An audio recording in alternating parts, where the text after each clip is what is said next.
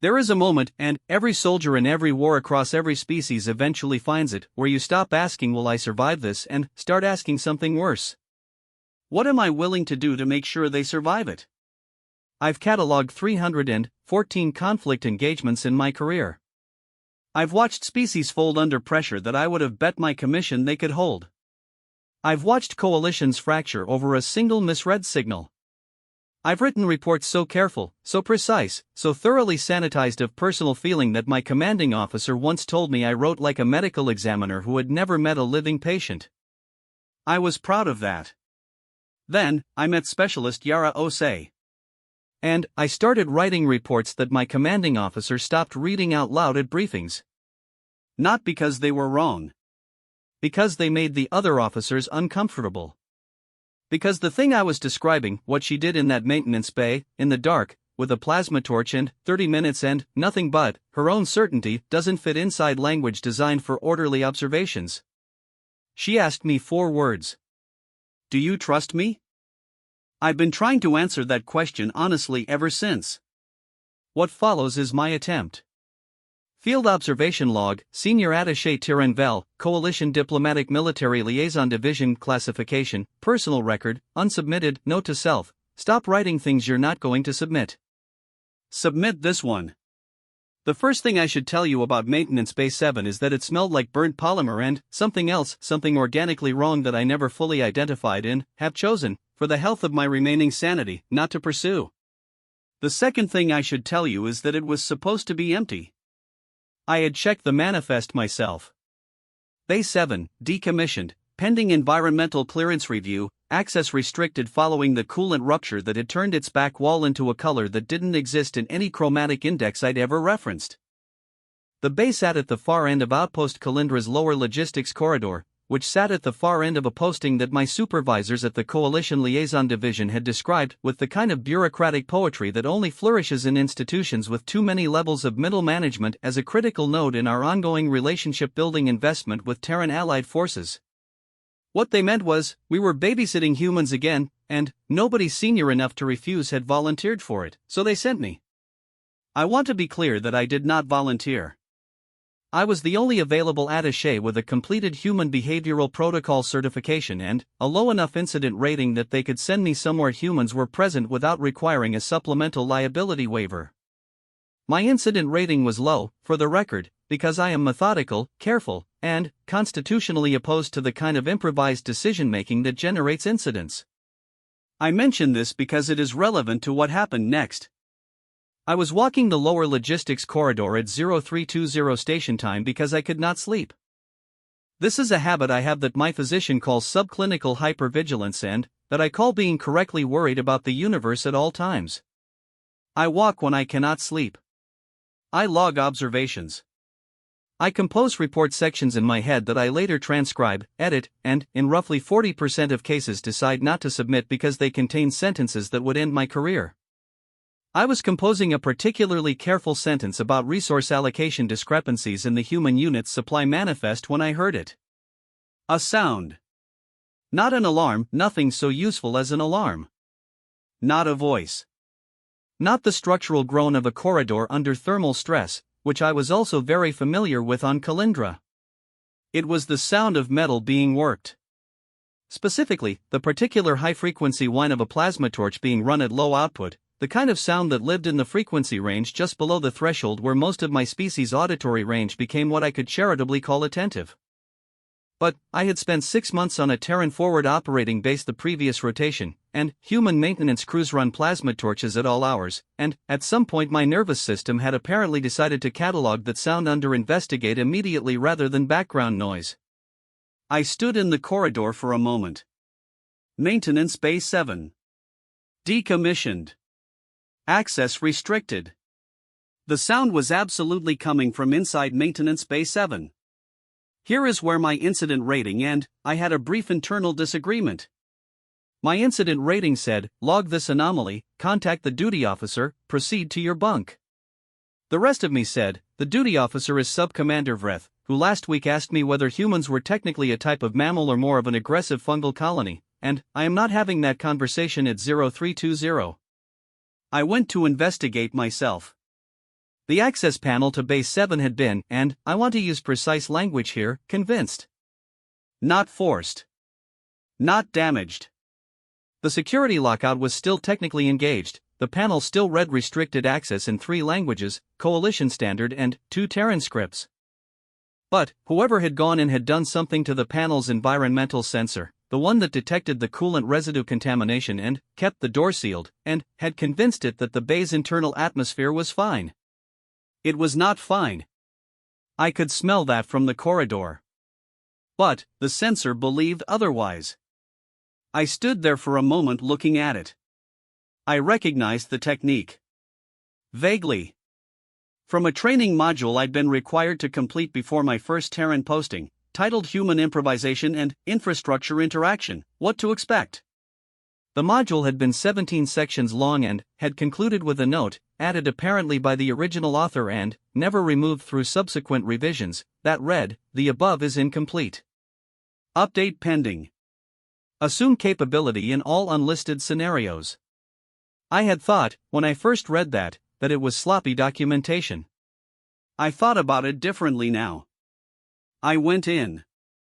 She was in the back left corner of the bay, kneeling beside a suit of armor that I recognized as Coalition Mk4 Integrated Combat Plating, the version issued to Terran Allied units as part of the interoperability program, because the original Terran armor systems were not rated for the atmospheric variance of most Coalition theater environments and because the Mk4 was the smallest configuration that could be adapted to human morphology without structural compromise.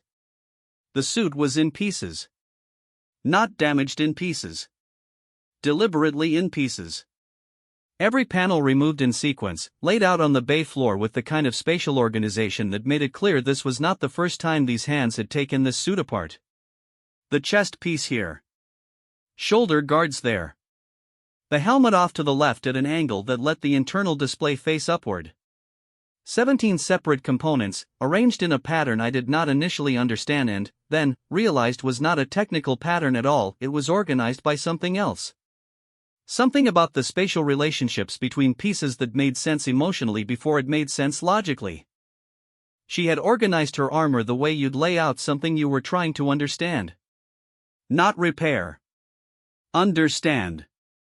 The plasma torch was in her right hand, running at the lowest output setting, and she was doing something to the left shoulder plate's inner surface that I couldn't see clearly from the door. She hadn't heard me come in. I have documented, in previous reports, the human phenomenon of what their own literature calls flow state, the neurological condition in which sustained focused attention renders a human functionally deaf to environmental input that their unconscious has categorized as non-threatening. I had documented it. I had filed a report on it. I had even flagged it as a potential tactical liability in interspecies operational contexts, because a human in flow state is very easy to startle and a startled human in close proximity to a plasma torch is not a situation I wanted to be responsible for generating. I stood in the doorway and waited. The torch ran. The smell of burnt polymer intensified. Somewhere in the back of the bay, something dripped from the damaged wall at slow, irregular intervals, tick. Tick. Tick, with the rhythm of something that had been dripping for a long time and had achieved a kind of grim persistence. After approximately 4 minutes, she sat back on her heels, looked at whatever she'd done, and said, without turning, "You gonna stand there all night, attaché?" Her name, per the unit manifest, was Specialist Yara Osei. Terran Allied Forces, 7th Expeditionary Support Group, attached to Kalindra Outpost as part of the interoperability rotation. Age, 26 standard Terran years. Service record, 6 years, 2 combat rotations, 1 commendation for actions during the Vareth Corridor incident that had been filed and, then, partially redacted for reasons the redaction itself did not explain. Height, approximately 1.7 meters, which is roughly average for a Terran female. Build, what I had learned to categorize, in my 6 months on the Terran forward base, as someone who does the physical training not because the schedule says to but because they need somewhere to put something. Skin, a deep brown that in the bay's emergency lighting caught the torch's glow and held it differently than the other human skin tones I was accustomed to processing. Hair, close-cropped on the sides, more of it on top, currently flattened on the left side from where she'd clearly been leaning her helmet against her head. She was wearing a maintenance coverall with the left sleeve rolled up to the elbow and what appeared to be a stress fracture running from her wrist halfway to the inside of her elbow, an old scar, the kind of healed badly quickly that combat medics produced when they didn't have time to do it right. She looked at me with the expression I had come to tentatively catalog as waiting for someone to decide whether they're going to be a problem. The bay is restricted, I said. Yep, she said. You modified the environmental sensor. The sensor thinks there's a contamination issue. The contamination dispersed 6 days ago. Maintenance hasn't cleared it yet because maintenance is backed up and because Sub-Commander Vreth doesn't know the difference between a dispersion cycle and an active event. She looked back at the shoulder plate. Neither does the sensor, apparently. I should have been disturbed by this. It was, technically, an unauthorized access event, a falsification of sensor data, and a use of restricted facility space. I should have said so. What I actually said was, "How did you know it had dispersed?" She held up her left hand without looking at me. The one with the scar. I can smell it when it's active. Can't smell it anymore. She paused. I know that's not exactly regulation-grade atmospheric certification. It was not. I came further into the bay. She didn't tell me to leave. I noted this, filed it under ambiguous, and continued approaching until I could see what she was doing to the shoulder plate. The Mk4 integrated combat plating was designed by coalition engineers, specifically by the Varakian Design Consortium, who had approximately 800 years of armor manufacturing history and an institutional conviction, documented across multiple interspecies technology exchange forums, that they had arrived at the correct solutions to most known armor engineering problems and were now primarily engaged in refinement. What Osei was doing to the shoulder plate's inner surface was not refinement. She had scored a series of channels into the impact absorption layer, the foam composite material that sat between the outer shell and the interior comfort lining. The channels ran in a pattern that was not random and was not the factory standard. They were precise, narrow, evenly spaced, branching in a way that was almost, I tilted my head, almost organic. Like the branching of a river delta seen from altitude. What is that? I asked. Heat management, she said. She set the torch down, picked up the shoulder plate, flexed it slightly. The composite material moved differently than a standard plate would, more give in the right places, less in others. The Mk4 runs hot on the left shoulder in sustained engagement. Factory spec assumes you're fighting in temperate environments under 3 hours of continuous operation. We've been running longer than that in conditions the Varakians apparently forgot to account for. The Varakian Design Consortium has 800 years of armor manufacturing history, yeah.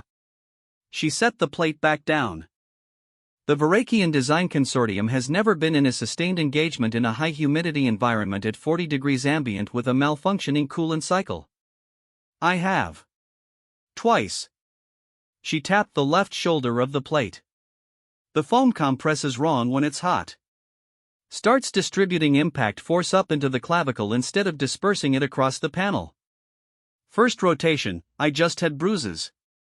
Second rotation, 3 people from my unit went home with fractured collarbones. She said this without particular emphasis. Like, weather. Terrain. Fractured collarbones. I looked at the channels she'd scored. The branching pattern. I looked at it and, then, I looked at the suit spread out across the bay floor and I realized that she hadn't taken it apart to repair something. She'd taken it apart because she was redesigning it. Piece by piece. In a decommissioned maintenance bay. At 0320. Have you submitted a technical concern report to the consortium? I asked. She looked at me. It was a very particular look. The kind that contained an entire prior conversation, one that had clearly already happened somewhere in the history of the world, had gone exactly as badly as that look suggested, and had deposited Osei here, in this bay, with a plasma torch and her own solutions. Right, I said. They told me, she said, that the operational parameters I was describing fell outside the design envelope and that any issues experienced outside the design envelope were an operational concern rather than an engineering concern. She picked up the torch again. So I made it an operational concern. She went back to work. I stood there. I should leave, I thought. I should log this as an unauthorized access event, classify the technical modifications as outside my review scope, and submit a report.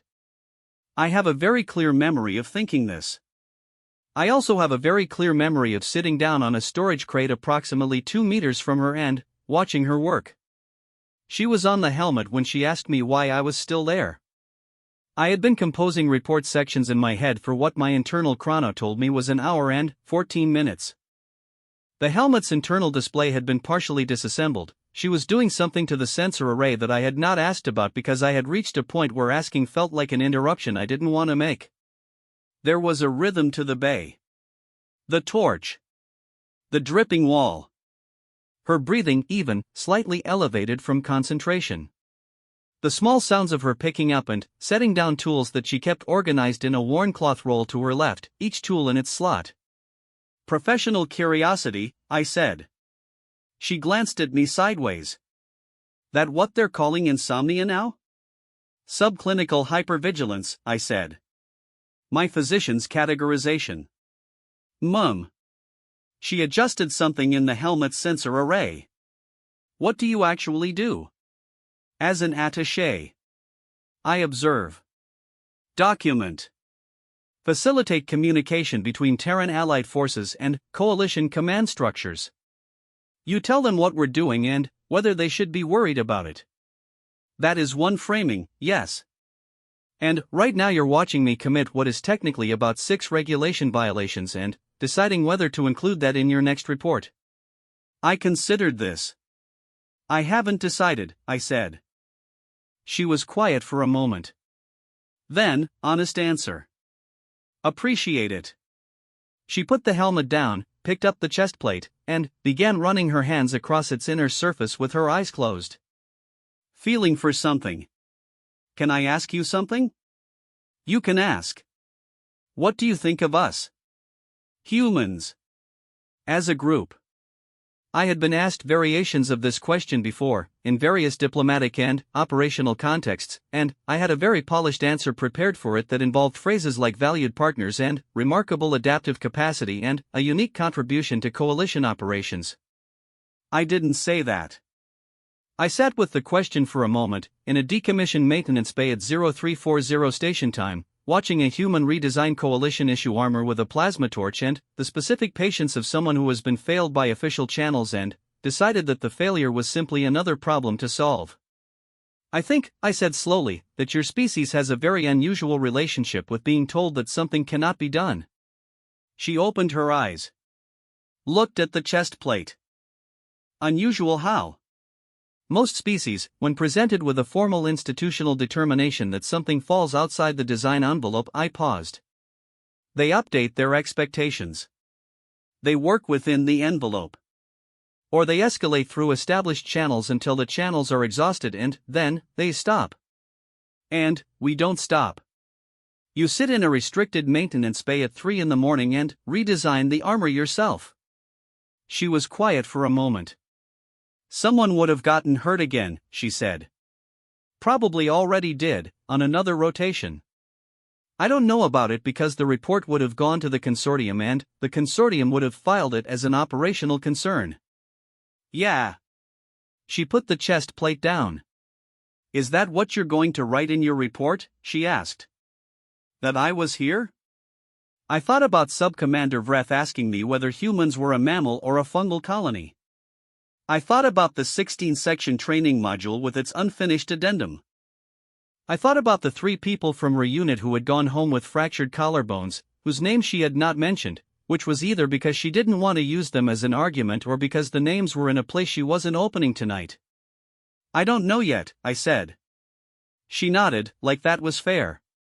She went back to work. I went back to composing report sections I was not going to submit. At 0517, she finished.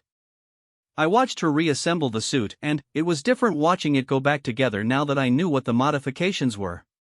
Every piece informed the next. The channels in the shoulder plate. The altered sensor array in the helmet. 3 other changes I had caught her making during the preceding hours that I was still cataloging: something to the knee joint alignment, something to the chest plate's internal pressure distribution system, something small and careful to the seal around the collar that I had not been able to see clearly and had decided not to ask about. She stood up. Put on the suit. It went on differently than I'd seen MKI versus go on, it quieter, somehow. The pieces seated against each other with less friction. She rolled the left shoulder twice, testing. Then, the right. Raised both arms above her head, dropped them, ran through a sequence of movements that I recognized as the Coalition Standard Mobility Assessment, but faster, more fluid, like someone who had done it so many times it had become vocabulary. She stopped. Stood still. In the bay's emergency lighting, in modified armor, at just before 0520 in the morning, she looked like something I didn't have a precise category for. Better? I asked. Yeah. She sounded surprised, a little. Like she'd half expected the modifications not to work, had done them anyway, and was now recalibrating for the possibility that they had. Yeah, it's better. She looked at me. You stayed, she said. I was awake anyway.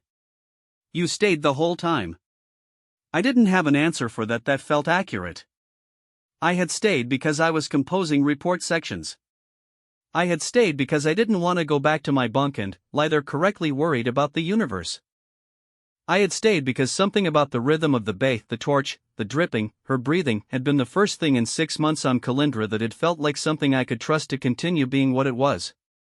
I didn't say any of that. Yes, I said. I stayed.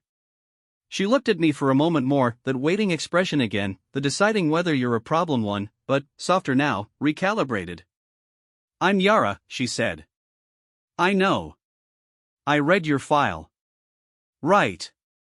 A corner of her mouth. Not quite a smile, something more cautious than a smile. I'm Yara. Understanding the distinction, I said, Tyrion. She nodded. She picked up her tool roll, tucked the plasma torch under her arm, and walked toward the door. Stopped in the frame. Didn't look back. You should submit the report, she said. About the armor. Not the part about me being here.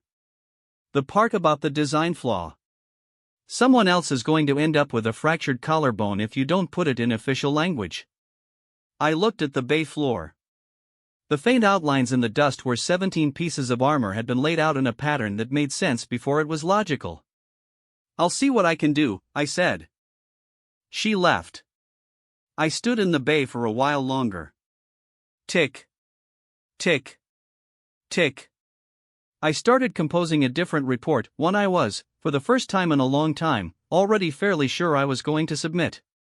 The report I submitted about the Mk4 shoulder plate went to 3 departments before it came back with a rejection notation that read, and I am transcribing this verbatim from memory because I have read it enough times to have accidentally memorized it. Concern noted.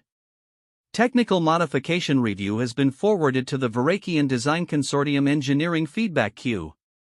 Estimated response time, 60 to 90 standard days. Thank you for your diligence. I stared at that for a long time. Thank you for your diligence. I had been in the liaison division for 11 years. I had written 432 reports. I had received many acknowledgement notations. This was the first time I had read one and felt, and I want to use careful language here, personally embarrassed on behalf of the institution that produced it. I did not tell Osei about the rejection immediately. This was not because I was protecting her from the information. It was because in the 2 weeks following our night in Base 7, our interaction pattern had shifted in ways I was still categorizing, and I wanted to categorize it correctly before I introduced a variable that might change it. Here is what I mean by that: we did not become friends in any way that the word friends would precisely describe. The Calindra posting had a very specific social architecture: officers in one gravity, enlisted Terrans in another, coalition liaison staff in a third, all of them interfacing through formal structures that everyone maintained with the particular care of people who know they're being observed. I was an attaché. She was Specialist Osei of the 7th Expeditionary. We had no formal reason to interact outside of the standard interspecies operational briefings I attended, and which she sometimes appeared at in the back row, arms folded, with the expression of someone doing math.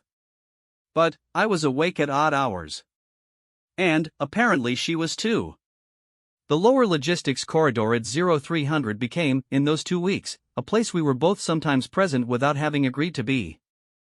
She walked with a coffee substitute, the Terran variety, dark and, apparently terrible, that she drank with the expression of someone who had given up expecting things to be pleasant and had decided to extract utility instead.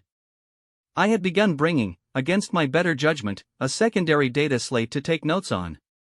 Not for reports. Just notes. We talked about nothing, at first. The kind of conversation that exists in the space between we are avoiding sleep and neither of us wants to be the first to acknowledge why. Then, about other things. She told me about the Verith corridor incident in the way people tell you about things that have been redacted in circumference rather than center. She described the shape of what it had been without describing the content, and I was enough of a liaison professional to recognize the shape as something that went badly in ways that had not been anyone's individual fault and had cost her something she hadn't gotten back yet. I did not ask for the center. She seemed to note this. I told her about the 16-section training module with the unfinished addendum. She laughed. It was the first time I had heard her laugh. I noted it in my personal log and, then, immediately felt that noting it was strange and, deleted the notation and, then, wrote it back in because the deletion itself seemed like the stranger behavior. Update pending, she repeated, still laughing. That's the whole thing. The nature of what was moving through those corridors had changed.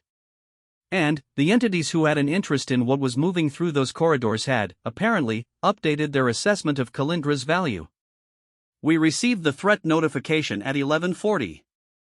I was in my office, composing the fourth draft of a report about the MK4 technical feedback rejection, trying to find language that was simultaneously diplomatically appropriate and communicated what I actually thought, which was that 60 to 90 days was an obscene timeline when the information involved fractured human collarbones. The notification came through standard channels, a coalition intelligence brief, ranked priority 3, which is the designation that means significant but not immediate and, which I have learned, through experience, to treat as meaning significant and, probably more immediate than we've assessed. I read it twice. Closed the draft report. Went to find Subcommander Vreth.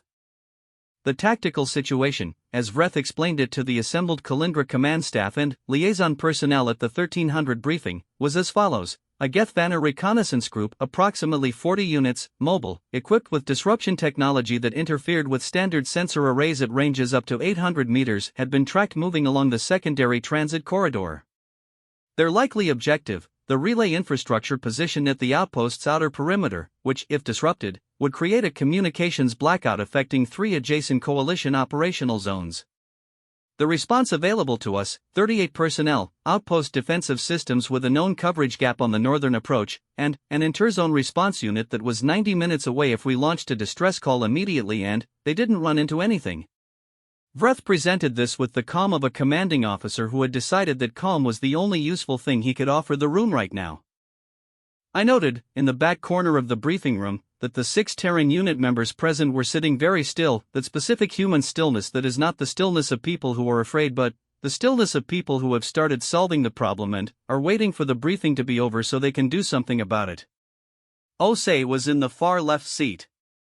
She was looking at the tactical display showing the northern approach, the coverage gap, with the same expression she'd had working on the helmet sensor array in Bay 7. She was already somewhere I couldn't follow yet. After the briefing, I did what I was qualified to do. I returned to my office and began composing the distress call request with the precise technical language required to activate interzone response protocol.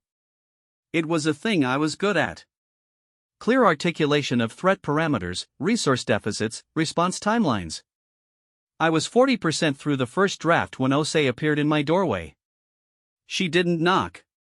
She came in, closed the door, and put both hands on the edge of my desk and leaned over the tactical data I had spread across it. The coverage gap, she said. On the northern approach. What's the outpost sensor array infrastructure in that section? I looked at her. I'm composing the distress call, I know. Write the call. Also tell me about the sensor array. I pulled up the infrastructure schematics. She studied them for approximately 90 seconds, which felt, in the current circumstances, like an extremely long 90 seconds, during which I finished the draft distress call and did not submit it because something in the way she was looking at the schematics made me wait. The array uses standard coalition passive sensors, she said, not really to me. Working through it. Optimized for clear atmospheric conditions, medium frequency response. The Geth-Vanner disruption tech operates by generating broad-spectrum interference across the sensor's primary response range. She looked up. Which is exactly the Mk4 helmet's primary sensor range. Yes, I said. The modifications I made to the helmet sensor array. She said it quietly. It was not a question. If the modification functions as you designed it, it would operate partially outside the standard response range.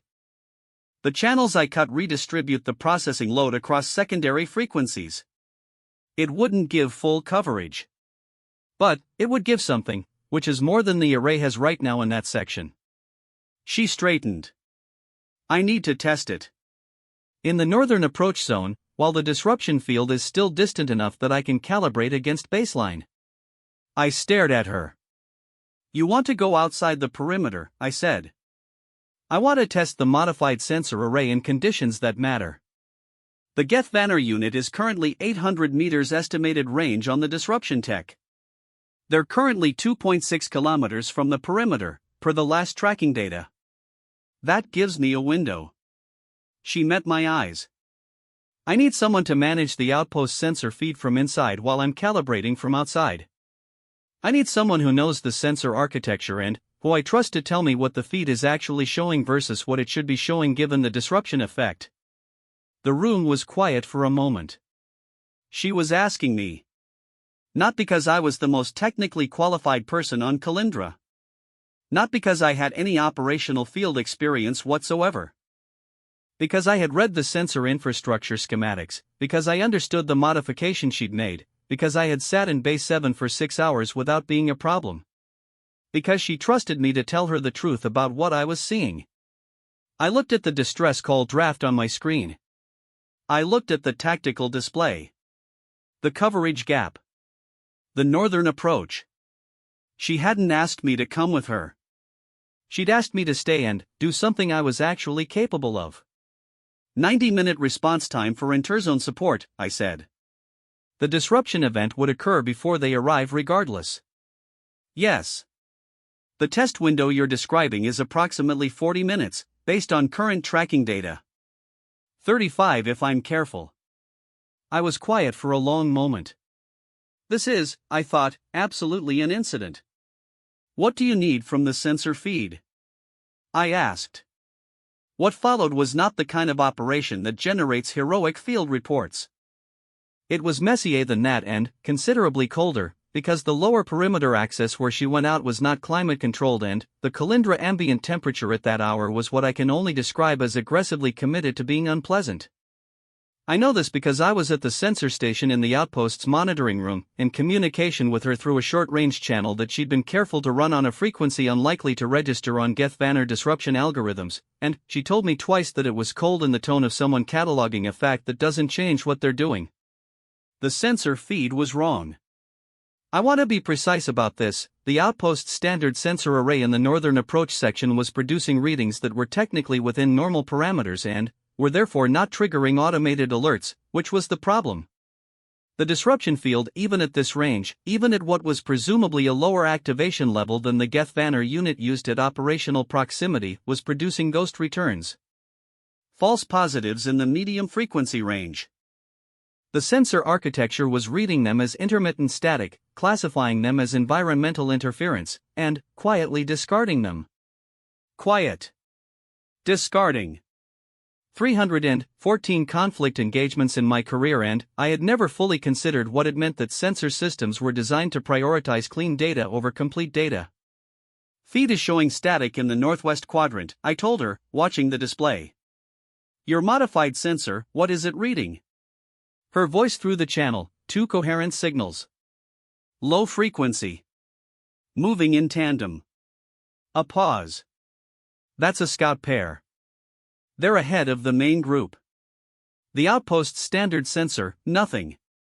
Environmental static, discarded.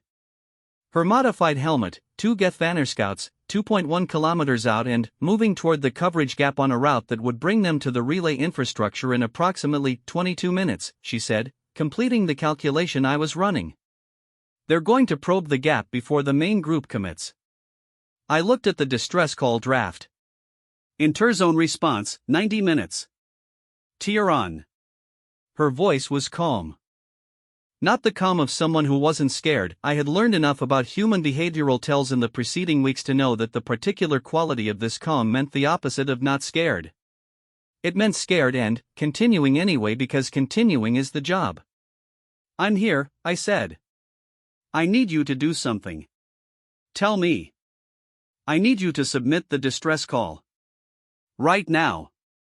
With the corrected data, 2 scouts, advance probe, 22 minutes. The interzone unit needs that information to deploy appropriately when they arrive. A pause. And, I need you to contact Sergeant Adora, she's the senior Terran non-com in the unit. Tell her I said the door is open on the left. She'll know what it means. What does it mean? It means there's a plan and, she should trust it.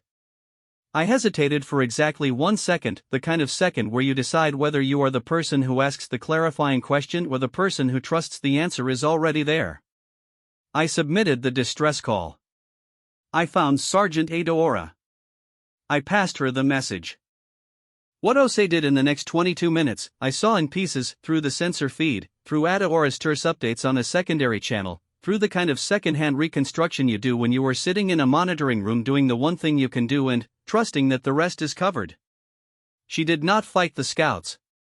She did not have the position or the support for a direct engagement and she would have known that before she went out the perimeter. What she did was something I had not anticipated and probably should have, given what I had watched her do in Bay 7. She fed them wrong data. Her modified sensor array read the Gethvanner disruption field with partial accuracy. It gave her a directional picture that the outpost's standard array did not have. She used it to position herself, not between the scouts and the relay, but beside the path they were taking, close enough to the disruption field's edge that from the scout's sensor perspective, she registered as part of the environmental interference they were generating themselves. A ghost signal in their own disruption noise. She moved when they moved. She mirrored the frequency pattern of their own tech, using the modified helmet sensor array as both receiver and this is the part 1 I'm still processing, technically transmitter. In a range and method that, as far as I can determine from subsequent analysis, is not documented in any coalition tactical manual for the Mk4 suit and is therefore something she derived herself, in real time, under conditions that I am choosing not to think too hard about. The scouts read her as themselves. They adjusted course to avoid their own ghost return. Away from the relay. Into the section of the northern approach where Adora and 2 other Terran unit members had positioned themselves, not to fight, but to make noise. The specific kind of tactical noise that tells a scout pair that the approach is observed and that the element of surprise is gone and that the information is worth returning with. The scouts withdrew.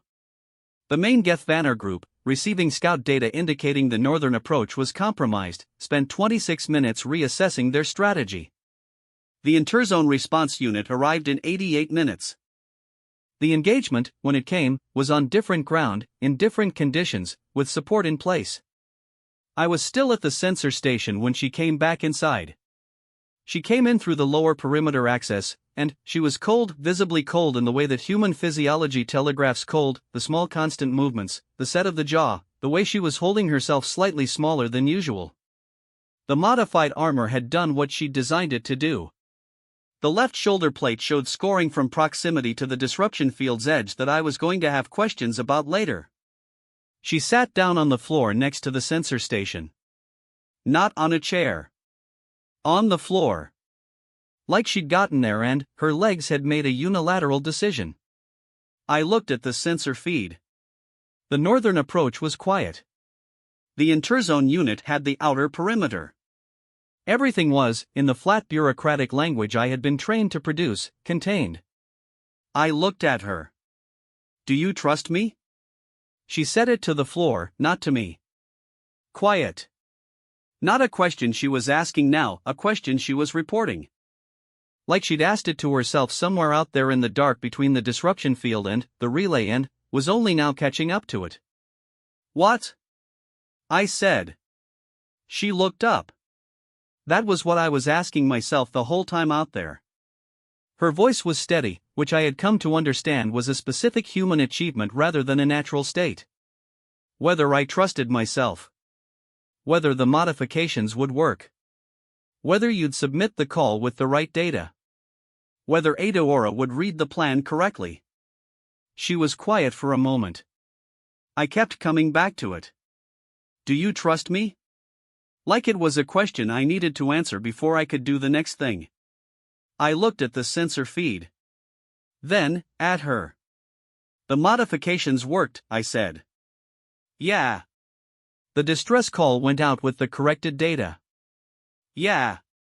Adaora read the plan. She didn't say anything for a moment. I know, she said. That's kind of the thing that gets me. She put her head back against the wall. Closed her eyes. When it works, when you trust people and they're actually there, it's almost worse than when it doesn't. Because then, you have to figure out what to do with that. I thought about Bay 7. The pattern on the floor where the armor had been laid out. 6 hours of the torch and the dripping wall and her breathing. Tyran, she said. Yes. I'm going to recommend they update the Mk4 design specifications. She still had her eyes closed. Full formal recommendation, through official channels, with the test data from tonight. You should co-sign it. My co-signature would carry weight with the consortium review queue, I know. That's why I'm asking. A pause. Is that okay? I had filed 432 reports in 11 years. I had written thank you for your diligence rejection notations in my sleep. I had spent a career being methodical and careful and constitutionally opposed to the kind of improvised decision-making that generates incidents. Yes, I said. That's okay. She didn't say anything. I sat down on the floor next to the sensor station, which is not where attaches typically sit, and we stayed there in the quiet while the outpost around us came down from the elevated state it had held for the last 2 hours, the systems cycling back to standard, the voices in distant corridors finding their normal registers again. Tick. Tick. Tick, I thought. But it wasn't dripping in here. Just the rhythm of my own processing. Trusting people and having them actually be there. I was going to need a new report category. The formal review of the Calindra incident took 19 days. I know this because I participated in all 487 minutes of it, spread across 14 separate sessions, with 3 different review panels, 2 of which contained members who had not been at Calindra and were therefore working from documentation and had the particular confidence of people whose understanding has not been tested by events. Here is what the official record contains: a successful defense of the Calindra relay infrastructure against a Geth-Vanner disruption operation. Interzone response deployment, timely and effective. Minimal structural damage. No coalition or Terran allied casualties. Here is what the official record does not contain, in order of what I tried hardest to include and failed: the unauthorized access to maintenance Bay 7. I did not include it. I am aware this is a reportable omission. I have been aware of it for 19 days. I have not resolved this awareness into action, which is itself a data point I am logging under Tyran Vel, behavioral anomalies, developing. The modifications to the Mk4 armor. These are in the record, but attributed to field improvisation under operational necessity, which is the Coalition Review Board's preferred language for someone did something technically outside protocol that worked, and we'd rather classify it generically than examine why the protocol didn't account for it. The 4 words. Do you trust me? Those are not in any official document. They live in this one, which is classified personal record, unsubmitted, and which I have been writing in small pieces since the night she asked them to the floor of the monitoring room. On the 9th day of the review, they brought in Dr. Karen Sabath from the Coalition Technical Liaison Institute, a Varakian academic with 6 published analyses of interspecies equipment integration, a permanent expression of having just encountered information that didn't meet his prior expectations, and the specific professional manner of someone who has spent his career studying something from the outside and has developed very strong opinions about the people on the inside. He was there to evaluate the Mk4 modifications. I was there because I had co-signed the formal recommendation. Ose was there because she had made the modifications and because her presence had been mandated by Review Panel Chair Subcommander Vreth, who had apparently decided that this was the juncture at which to become engaged with proceedings he had been absent from during the actual events. It was a long session. Dr. Savatha's initial assessment of the modifications was delivered with the particular kind of careful language that contains a critique while maintaining technical deniability. He described the channels cut into the shoulder plate's impact absorption foam as a non-standard alteration of validated composite performance geometry. He described the helmet sensor array modifications as an improvised secondary frequency adaptation whose operational parameters lack empirical baseline documentation. Ose sat across the table from him and said nothing. I noted that she had brought her coffee substitute and was drinking it at irregular intervals that did not correlate with anything I could identify. Not sips for comfort. Not stress. Just drinking it because it was there and she had decided something and was waiting. Vreth, to my left, was composing something on his data slate that I was confident was unrelated to the proceedings. Specialist Ose, Dr. Savath said, arriving at his point with the unhurried thoroughness of a man who has never needed to arrive at a point faster than he was comfortable traveling. The modifications you made to the issued equipment fall outside the Mk4 Integrated Combat Plating Certified Performance Envelope.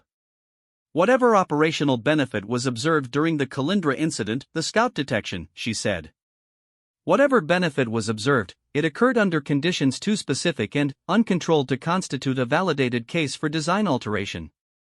The Varakian Design Consortium's established review process 60 to 90 days, she said. He paused. Is designed to ensure rigorous evaluation of proposed changes before they enter production. The concern you raised about thermal management in the shoulder plate, for instance, has been received and has it been reviewed? Silence.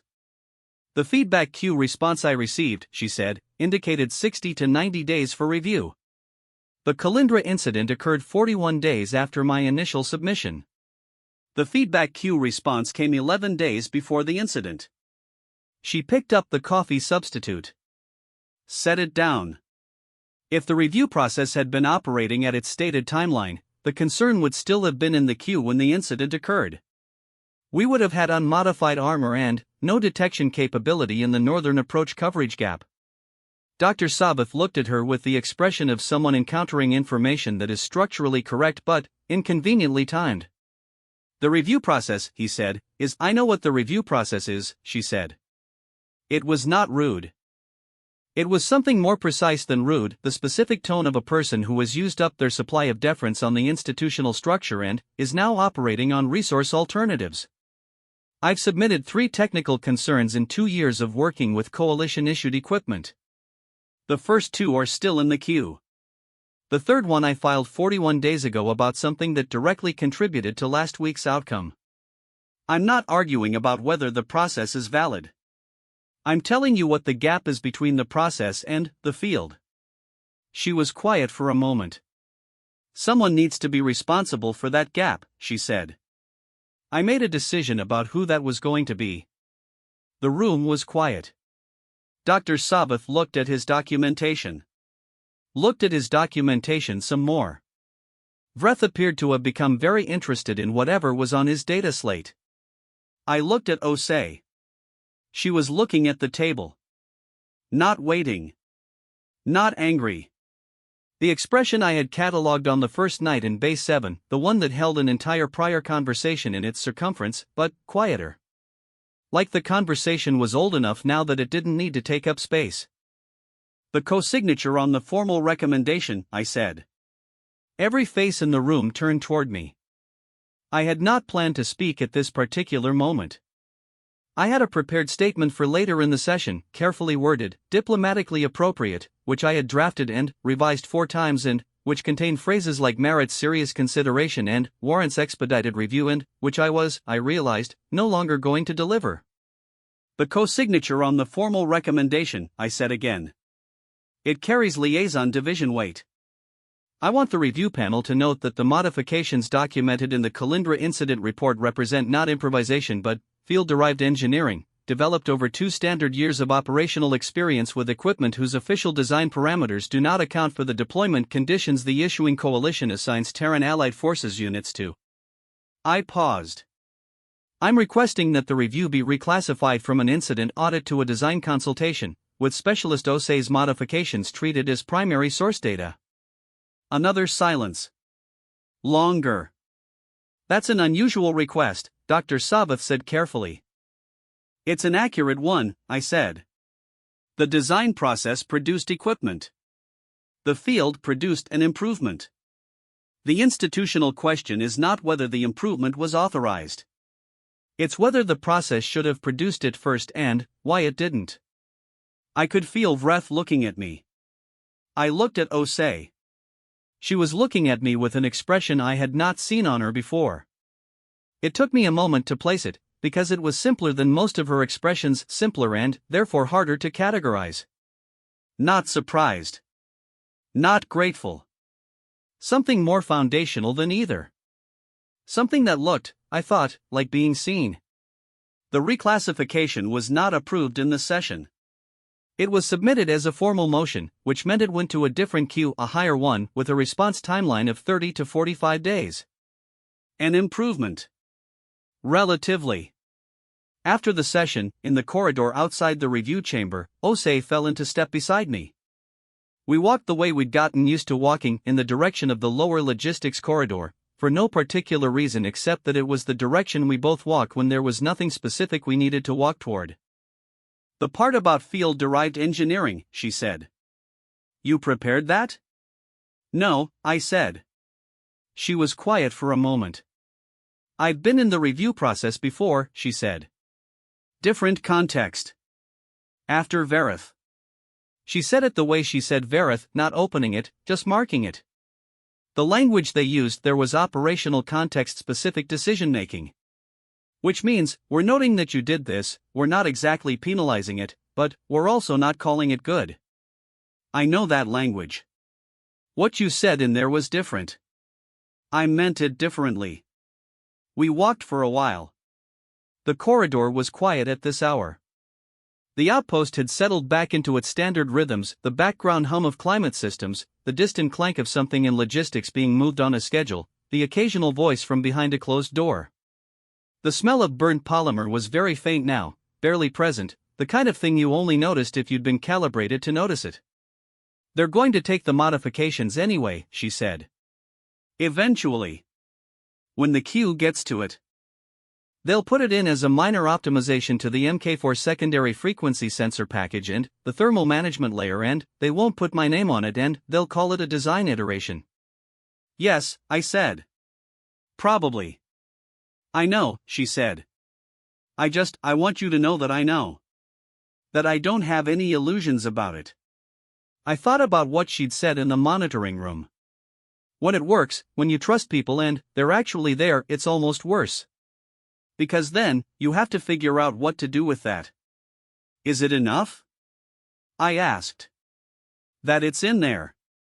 That the next person has it. She thought about it. It has to be, she said. Not resigned. Not quite. Something more muscular than resigned, the decision to find a thing sufficient because the alternative was to let insufficiency become the whole story. We reached Base 7.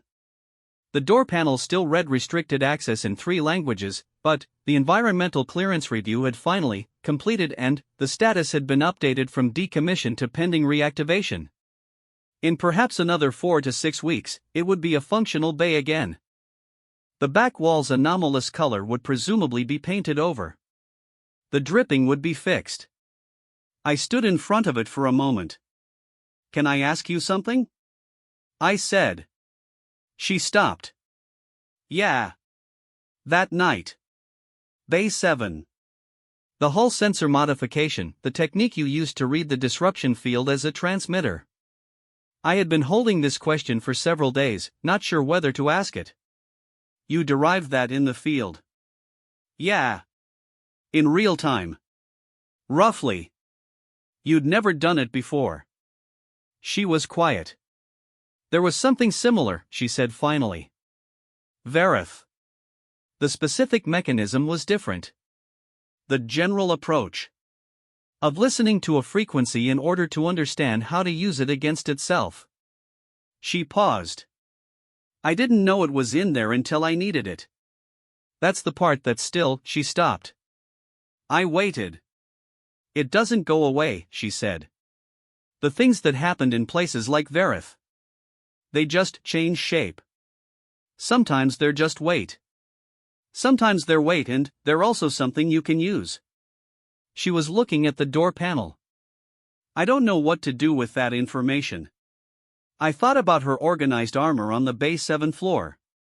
The branching channels. A river delta seen from altitude. I don't think you have to know yet, I said. She looked at me sideways. Very diplomatic answer, attaché. I have 11 years of practice. A corner of her mouth. The cautious one. It had gotten slightly less cautious over the past few weeks. I had been tracking this without planning to, the way you track things that matter before you've decided whether to acknowledge that they matter. What happens to you after Calindra? She asked. New posting. The review board will probably recommend redeployment in 8 to 12 weeks. Where? Wherever the liaison division decides an attaché with a completed human behavioral protocol certification is most needed. She nodded slowly. You should update that module, she said. The one with the addendum. Update pending. I don't have the authority to update module content. You could submit a recommendation. I could. You could base it on documented field observation over the course of an assignment that generated sufficient material for, she tilted her head, calculating. How many reports? 3 submitted. 7 unsubmitted. She raised her eyebrows. 7. The submitted ones are accurate, I said. The unsubmitted ones contain things that would make the other officers uncomfortable. Yeah. She looked at the door panel again. You should submit them. They would affect my incident rating. How? I thought about it. Poorly, I said. She laughed. Not the quiet laugh I'd catalogued in the corridor 2 weeks ago, but a real one, brief and real, the kind that comes out sideways, like it caught you before you could decide whether to let it. Tyrann, she said, when the laugh had settled. Yes. I'm going to ask you something. I waited. She turned and looked at me, not the waiting expression, not the calculating one, not any of the ones I had developed adequate categories for. This was something simpler and harder to file. Do you trust me? The question landed differently in a corridor in daylight than it had in a monitoring room in the quiet aftermath of something frightening. It landed like what it actually was, not a trauma report, not a rhetorical device. A real question. The real version of the one she had asked herself in the dark. I thought about Bay 7. The 19 days of review. The unsubmitted reports. The sensor feed and the 2 scout signals and the correction and the distress call. The formal recommendation motion going into a higher queue. The modifications that were going to become a design iteration without her name on them, and her deciding that was going to have to be enough. I thought about the module. Update pending. Yes, I said. She held my eyes for a moment longer. Then, she nodded, short, certain, the way she nodded when she had tested something and it had seated correctly. Okay, she said. She walked back down the corridor. I looked at Bay 7's door panel one more time. Pending reactivation. I went back to my office. I opened the file I labeled Personal Record, Unsubmitted. I stared at it for a while. Then, I did something I had been building toward for 11 years and hadn't known it until just now. I changed the file status. Not to submitted. Not yet. To submit when ready. Which is, I have come to understand, a different thing entirely, not the hesitation before the action, but the decision that the action will happen, made cleanly, before you know exactly when. It was a small change. It felt, in the specific way that small changes sometimes do, like the largest thing I had done in a long time. Addendum, logged 6 weeks later, FOB Marath, new posting, the MK4 secondary frequency sensor package update has been officially entered into the design iteration queue by the Varakian Design Consortium. Estimated field deployment, 4 to 6 months. Specialist OSE is not credited in the documentation. I have submitted a formal objection to this omission through coalition liaison channels, citing field-derived engineering contributions and their precedent implications for interspecies technical collaboration protocol. Estimated response time, 30 to 45 days. I have 7 reports in my submitted file now. My incident rating has been affected. I am correctly worried about the universe, as I am most hours. But, the worry sits differently than it used to, slightly less like weight, slightly more like something I am learning to use. I don't know yet what to do with that information. I think I don't have to know yet.